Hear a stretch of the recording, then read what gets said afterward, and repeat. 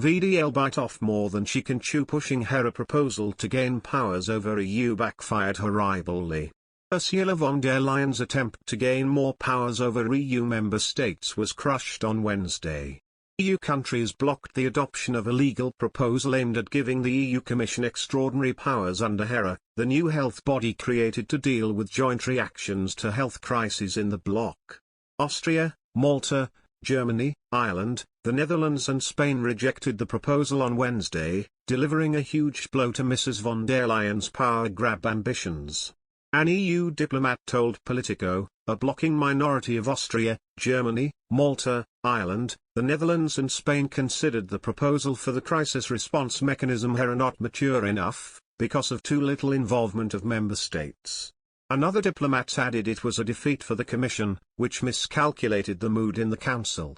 The new body would only be responsible for health coordination in normal times. But during a pandemic, it would switch to crisis mode, having the power to procure medicines and raw materials while reassuring production capacity to the EU. Speaking at a news conference on Wednesday, the defeated EU Commission head urged member states to have daily reviews of their travel restrictions and rapid deployment of vaccine booster doses to limit entry and protect citizens from the Omicron variant of the coronavirus. Europe is experiencing a surge of COVID-19 cases and a growing number of infections by the Omicron variant, labeled a variant of concern by the World Health Organization. It has concerned scientists due to its multiple mutations. Mrs. von der Leyen said, "We are facing at the moment a severe double challenge. On one hand, we are amid the fourth wave. On the other hand, we are facing a new threat, that is the new variant Omicron." The EU executive said that its 27 EU members needed to step up vaccination campaigns, with some 66% of the total EU population now inoculated. Vaccines for children between 5 and 11 will be eligible to receive vaccines from December 13. Von der Leyen also said that, with BioNTech/Pfizer and Moderna set to deliver 360 million more doses by the end of March, there were boosters available to all those that had received their initial shots. She added she had understood from drug makers they would require around 100 days to adjust their vaccines if existing jabs did not protect from the Omicron variant. Most EU countries have imposed travel bans for residents of South Africa, where Omicron was first detected, along with surrounding southern African countries. Mrs. von der Leyen also floated the idea of making vaccinations mandatory across the bloc. While admitting the Brussels executive has no power to force member states to impose health rules on their citizens, she urged a discussion on mandatory vaccinations across the bloc should be had as soon as possible.